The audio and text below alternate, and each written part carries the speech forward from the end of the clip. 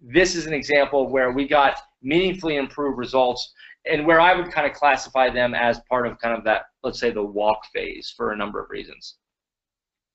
So very quickly, the process with all of our pilots, the primary input for the pilot is that initial donor insight work that gives us that view from the outside in lens that Kevin was referring to in the beginning here. And I think this is critical to kind of building this effective donor journey. This is kind of their blueprint, and this is a very consolidated version of what we refer to as one of the core outputs of this insights work is what we call a retention blueprint. And it's dubbed this way because these are the things that are actually effectively driving retention, or actually driving loyalty, which is in effect, and that increased loyalty is driving retention to the organization. So this is the key output that kind of Kevin talked about earlier, and then highlighted in a little bit more of a detailed format in the other case study.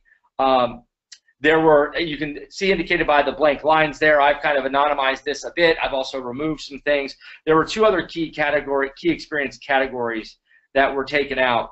But what you're seeing here are the three categories that in effect actually represent 87% of all of the things that they're doing that are driving loyalty to the organization. So let me touch on these, because these were critical inputs in terms of helping us determine, well, what should we change about the existing experience in the pilot to get a better outcome, right? And these are not our answers. These are answers that we derived from the donor. So that top box is, this is a Catholic organization, and we're talking about their faith, and that you can see that this is actually their Catholic faith, and then the elements that comprise that key experience bucket there, if you will, are representative of 50% of the reason why they support the organization. Okay, the religious identity is an extremely powerful one, especially with this organization. Now, they didn't need us to tell them and do the donor insight work to tell them that being Catholic was important to supporting a Catholic organization. Okay, but what we've uncovered is when you look at the color coding of those segments, blue means it's something that is doing well, that they have a high performance rating. Red is something that is actually important but has a below average performance rating. Okay, so what you're seeing here is what we uncovered is that while that Catholic identity is so critical to this, the organization was doing a bad job, or a less than ideal job, of making the connection between being Catholic and how that aligned with supporting this organization. And it's something that we needed to help figure out in all the touch points that comprise that donor journey. How do we do a better job of reinforcing that connection, at all of these touch points? The second bucket there in the middle, we've kind of labeled donor services, also has a relative to the kind of the whole pie, 27% of the influencers are comprised in this bucket. Kevin talked in the model, and you kind of see it on the right here with personal connection. This idea of building loyalty in relationships is through reciprocity and that personal connection, and achieving that. So particularly around this area of ever being asked for feedback, that has come up with some significant changes to the pilot. So you can see in here, again, the things that are in red are low performing versus the things that are in blue. And while we're great at thanking people when they donate, what we're not great at doing is asking people for their input, building some sort of reciprocity in the experience about how to engage with the organization. That became a critical input as to how do we solve for this and turn that red to blue in the pilot. And then that last piece is in the fundraising bucket, where the main pain point here is on the frequency of solicitation. Now, this is something that was further reinforced in all the open and comment, which I'll actually share some of that as well. And it was also a known pain point for the organization, something high on their list to change and figure out how do we influence that. But as you know, as many of you know, that reducing frequency has revenue risk, if I say, and I use air quotes around that in terms of how do we manage that. So how do we actually continue to grow the program, maintain the retention, or grow or increase the retention and grow revenue year over year by not just pulling on that one lever around frequency. And this is an organization, while that pain point was strong for them, it was because of the fact that that had been the main lever over time, is that when we needed to grow or when we needed to add revenue, what we did was we added solicitations, be it through the mail, online, increased telemarketing campaigns, so on and so forth. So once we got through the insights piece, we talked about this. There's a lot that goes into that. We've done a number of webinars and presentations and white papers on measuring commitment and how you do that. And there's a lot to that, which we'll, if anyone's interested, we're happy to share specific examples. What this is, I want to kind of touch on today is kind of once we did that work, how did we, and we reached an agreement that this is actually, there's meaningful changes that we can and should make to go to market.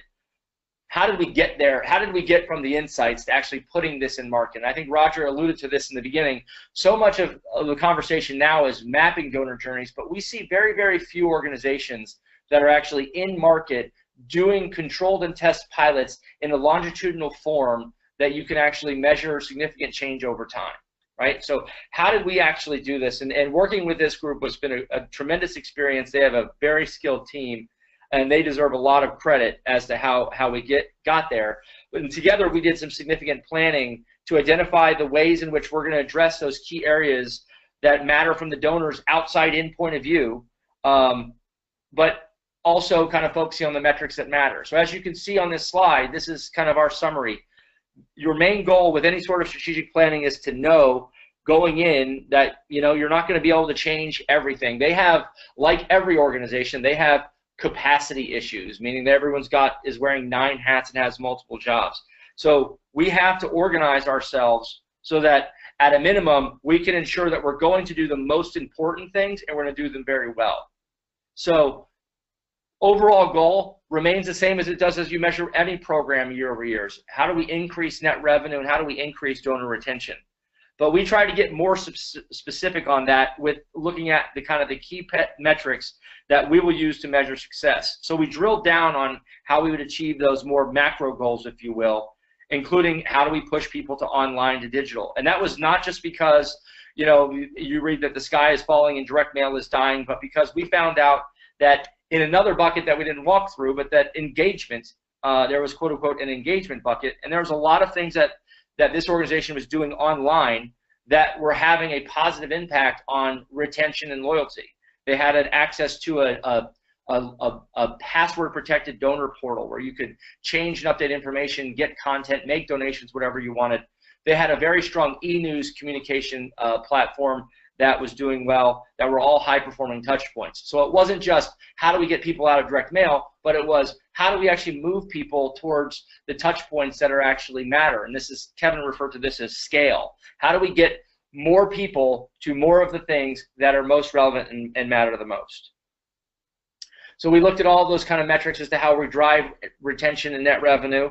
And then lastly, we tried to narrow down into a specific set of tactics that we're going to implement across the pilot to push on each of those metrics that you see there. And we've kind of since color-coded these, and we use this as a bit of a kind of just a jumping off point in our monthly meetings to talk about what are the things that we think we're doing well, what are the things that we think we have in market but we can improve, and what are the things that we haven't started working on yet that we want to. And we would kind of make decisions on where we spend our time as we kind of go into those things. So this became kind of a grounding point for every kind of meeting and saying, look, our goal is to, these are the things, there are plenty of others, right? But these are the things that we're going to push hard on as we kind of get into this to achieve kind of positive ratings on the things that matter most that we identified in the study. The second piece, which has been tactical, but I want to kind of share with you and show you, is that we've had a lot of questions around this, is how did we do the audience selection? So as I said before, in this pilot, we did not actually have multiple segments that required multiple different versions in there. It was legitimately a representative sample of the file. So we actually took basically a 10% nth of the active file, and we put 10% into a control track, and 10% of those people into a holdout cell, and 10% of those people into a pilot track. And we made sure that we had representation of across all the things. In that blue box at the top, we wanted to make sure we had kind of a representative sample of the donors in the active file that had email address, and then also registered for that portal that we had referred to. And then we started looking at what kind of omits and things do we apply as parameters to make sure we're working off a set of names that would have made it into every campaign, kind of if it were business as usual. So we weren't going to be forcing in names, or didn't want to have names that were going to only be in some of the time and others that would be in all the time. So we ran out some simple omits of kind of omitting new donors that may in fact not actually have the context to say or to know that things have changed or things that needed to change. Or the prelapsing or the lapsed audiences that may or may not be in every appeal. Maybe they're only in a handful during the year. We omitted monthly donors, and we omitted donors that already had preference codes applied to their record, that they were only to be mailed 1 time a year or 4 times a year. So we were ultimately looking at just kind of getting to an audience that was going to always be in all the appeals and represented the donor journeys that we kind of mapped out in kind of, if you will, the quote-unquote current state. So the audience selection process is not overly complex, but there's certainly a lot of worthwhile conversation to be had in this area. Other things that we had talked about was looking at, do we want to omit hyper givers? You know, some Blackbot or Target has a bunch of kind of, you know, lapse tags, and they call them tippers. And there's all these other categories for these things. But people that are giving 5, 6 times a year, do we actually want to put them in the pilot or just let them be? We decided to kind of include those and keep those people in. But worthwhile conversation to be had internally as a group with your data team, so on and so forth. So as I had mentioned concurrently, we did a lot of the journey mapping on the current world. So the pilot started last May. We're over a year in market, as I alluded to before. So the view you're seeing here is essentially just a snapshot of the first 3 months. This is kind of in what we would call swim lanes in the CX space. Of kind of that top row is the current state or the control track, and that bottom row is the pilot. And then these colored tiles that you're seeing is by month, and we have 3 columns by month at the top. These colored tiles you're seeing represent individual touch points. The blue touch points are and the color coding is for channel. So the blue touch points are direct mail, the green touch points are for email, the red touch points are for a newsletter program, the black touch points are for the telemarketing channel. And then the individual icons you're seeing indicated on each of the tiles are essentially giving you some top-line information about that touch point, whether they ask for money, if we are asking for feedback as well on the touch points, if there's a select audience, which is indicated by this little people icon that you kind of see here smattered throughout. But most importantly are the colored icons, the ones that you're seeing, the stop signs, the kind of the repair indicators, the add signs, so on and so forth. These are the touch points that we're indicating where we've added something, where we've dropped something, where we've changed something against the control. And what's critically important here is that what we used to make those determining factors were largely based on what the donors told us what was working. Not what was raising the least revenue or the most revenue, albeit that did actually play some role, of course, in the decisions that we made. But this is the exercise that you can't do without the donor insight. So kind of during this time, you can see in this bottom row, just in this 3-month snapshot, that we added into the track, or we replaced, if you will, we dropped these 2 appeals. Here we added in this program announcement, which I'm going to talk about in a little bit of detail here shortly. We omitted kind of one of the solicitation appeals, and we stopped the telemarketing acquisition that happened in this period of time. And we also modified this newsletter package based on some of our behavioral science insight as to how we could actually improve kind of the interaction of that piece. So what I want to kind of talk about here is I kind of explained how we built it from an internal structure perspective, but how did we introduce it from a donor's perspective? Because this program announcement that we did, which you can see indicated here, we did it in direct mail. We also did an online version of that through email. Ended up being a huge element of the program success. And the intent was to communicate what was going to change, not just hope that the donors would feel the change for themselves. And we asked them, when we presented it, we asked them for their feedback on what they thought about those changes. So this is kind of in the direct mail package. It came from the the Office of Membership Services. It wasn't just simply, you know, another, you know, signed by a field person. It was kind of signed by the organization. And we were very frank and upfront about, we have heard you loud and clear. We understand that we need to make changes based on the experience that we've served you up. And here's a snapshot of some of the things that you can expect.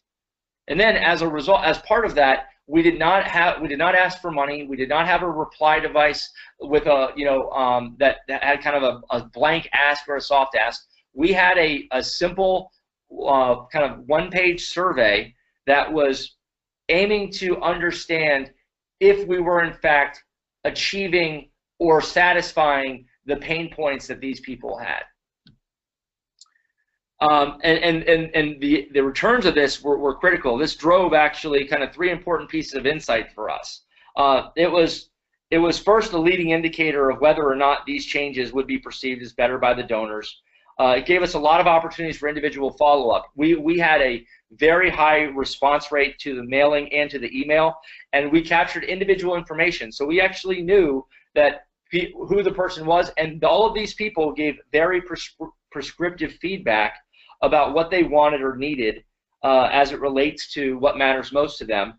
And as you can see at the bottom, we were actually able to move the needle on some of the most important metrics that we were chasing as part of the program, right? We actually had 7% of the people that responded. We asked about whether or not they were interested in not receiving ongoing solicitations, but instead become part of the monthly giving program. 7% of the people in our pilot universe responded that they did want to do that. As I showed you on the strategy slide, we were chasing kind of conversion to online. Almost 20% of the people that responded provided us their email address, which we did not have on file. And as a kind of a cherry on top, we actually generated over $30,000 of revenue in this mailing. And we did not, and again, we did not have a survey with an attached reply device or a soft ask or any reference to money whatsoever. It's people actually chose to write checks and put them into the mailing when they sent it back.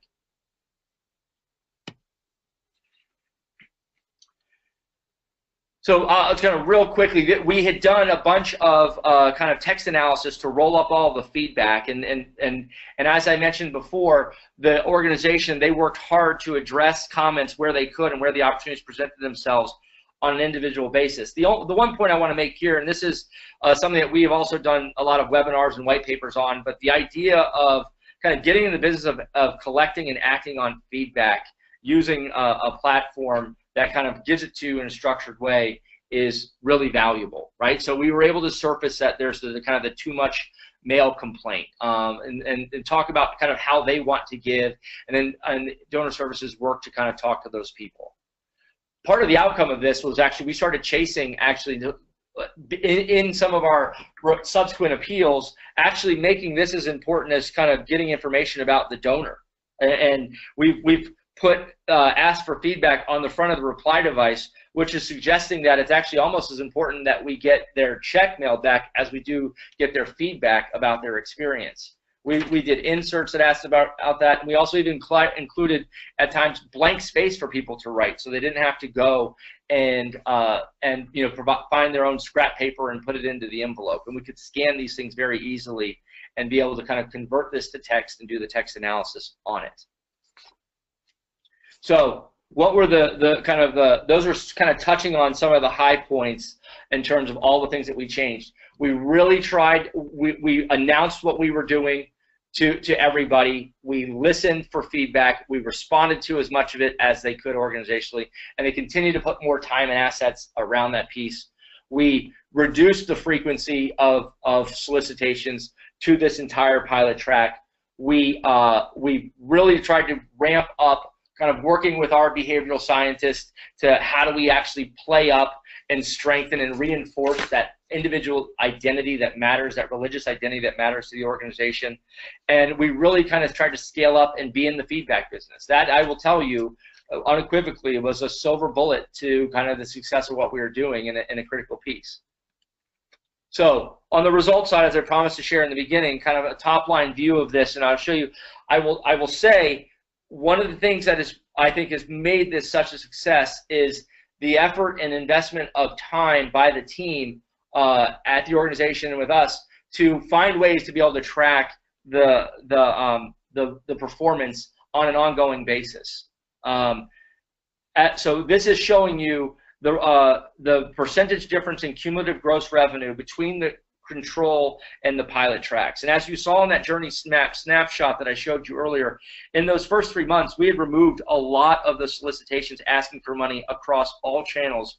And not surprisingly, right out of the gate, we saw a significant decrease in gross revenue. But what we saw happen in subsequent months exceeded our own expectations in that we quickly began to see the gap reduce. And by year end, we were less than 4% different on gross revenue. And through Q1, we've kind of further narrowed that gap to almost even on gross revenue.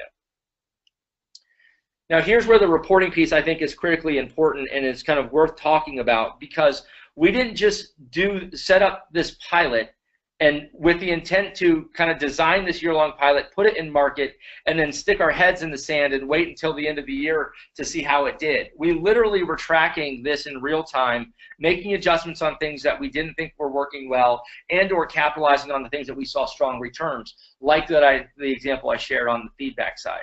So overall, we removed 6 DM solicitations, 11 email solicitations.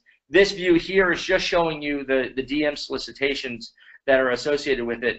And what you can see is that the remaining appeals had a huge lift in their performance gains. So this top row is showing you individual appeals, which I've kind of coded out, and showing you the revenue raised.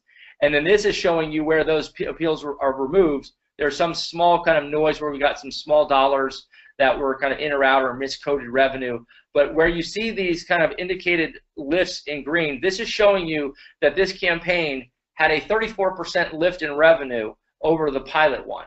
Right now, we were actually, and this is how we started to kind of close the gap where we lost some revenue. And then we had subsequent all the way on down. This is kind of carrying into their fiscal year, kind of through year end. So we're currently tracking very close on overall gross revenue. But what it doesn't account for is the cost. So while we're tracking this on net, costs are not actually kept, as for many organizations, not kept in this database. So the cost savings overlaid by the number of mailings and email solicitations that we did not have to create is a significant win for the organization. And keep in mind, this reduction in mail costs that we're referring to doesn't even take into account the savings of people time, internally consulting time, all of the kind of time, effort, and spend that's associated with campaign creation. Think about your own individual project plans of how many steps and how far in advance the planning starts for just one single mailing that you do. All of that people time is things that can get and the cost savings are things that get reinvested into the organization. The critical piece that matters so much here is that we had actually intended to carry this into year 2, because ultimately it's in year 2 where we would anticipate that more of our universe in the pilot was sticking around. And the organization has actually decided to flip the switch on a lion's share of their program and start just implementing these changes across the program.